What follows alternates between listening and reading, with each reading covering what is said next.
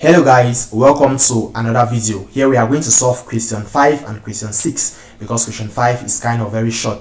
So question 5 reads, the number of different arrangements of 4 letters of the word yellow is. Now arrangements means permutations, you are changing the position. Alright, so since yellow has 1, 2, 3, 4, 5, 6 letters. Yellow has 6 letters and we want to arrange 4 letters, so the number of arrangements is going to be 6 permutation 4, and 6 permutation 4 is going to give you 360.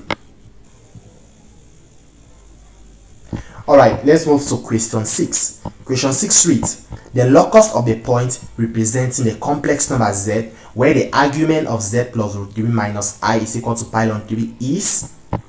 Okay, so question 6.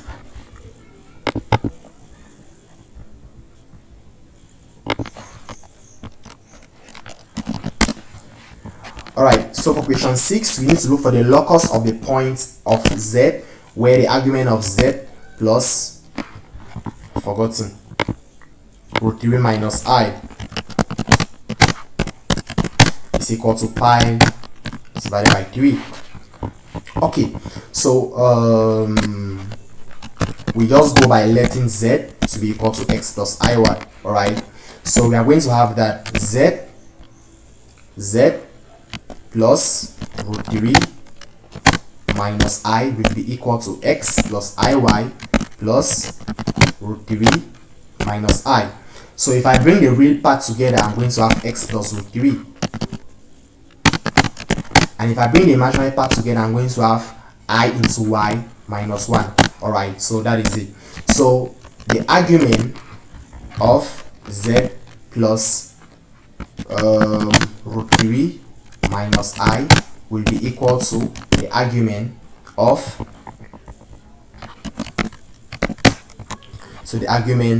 this quantity. Alright, because that is the equivalence, and for sure this argument is equal to pi divided by 3. Now how do we get the argument of a complex number? The first thing to check is, okay, in which quadrant is this complex number in? If the complex number is in the first quadrant, then my argument is tan inverse of the imaginary part divided by the real part. And the condition for this complex number to be in the first quadrant is that the real part is positive and the imaginary part is also positive. So I'm going to take that case 1. Okay, when the real part of the complex number is positive, and its imaginary part is also positive, what are we saying? We are saying that if x is greater than -3 and if y is greater than 1, now I am going to have the argument as tan inverse of the real part, of the imaginary part over the real part, y minus 1 on x plus root 3, because I'm certain that both of them are positive. If you're in the second quadrant, we know what to do, but we are going to focus on case 1. Then we check the responses. If it is not there, we now go to case 2. Alright, so this argument is equal to pi divided by 3. Now we can take tan on both sides. We are going to have here the tan of tan inverse just gives us what we have, y minus 1 over y minus 1 divided by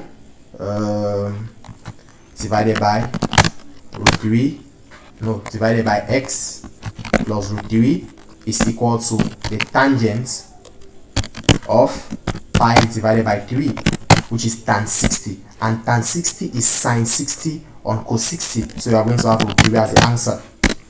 Now I'm just going to remove this guy here because it's not needed. Alright, now I'm going to cross multiply. I'm going to have y minus 1 equal to root 3 times x is x root 3. Okay, and root 3 times root 3 is 3.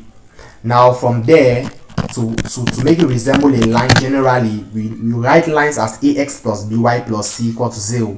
So I'm going to subtract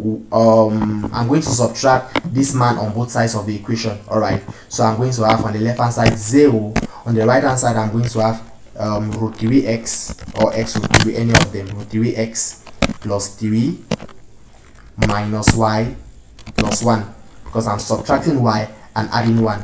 Alright, so if 0 is equal to this quantity, it means that the quantity is equal to 0. Now if the quantity is equal to 0, if the quantity is equal to 0, then 3 plus 1 is 4. Okay, so I'm going to have here, I'm going to subtract y, then I'm going to add 4 equal to 0, and with the condition that x is greater than negative root 3 and y is greater than 1. So I have root 3x minus y plus 4 equal to 0, where x is greater than negative root 3 and y is greater than 1. Now we have to go to the options and check. If it is not there, we now go to case 2, when maybe this guy is negative and this guy is positive. Alright, then we find the argument as well.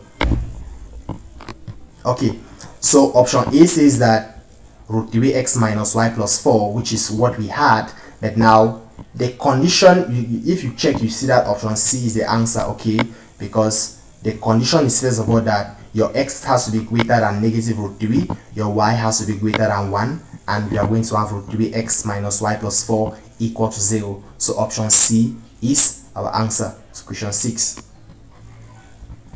See you guys in the next video when we are going to check in question 7.